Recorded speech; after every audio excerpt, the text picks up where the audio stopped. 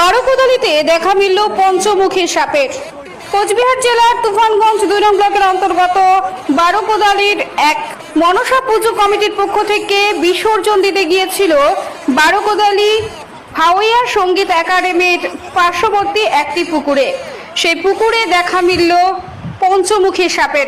সেই পঞ্চমুখী সাপ দেখতে এলাকায় ভিড় পড়ে যায় রীতিমতো। দেখুন সেই ভিডিও।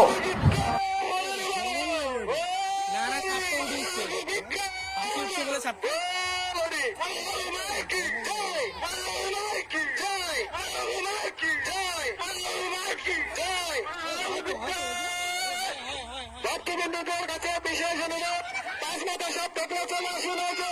পুকুর পাড়ে 5 মাথা সাপ, 5 মাথা সাপ এসে চলে। কেমন করুন সবাই।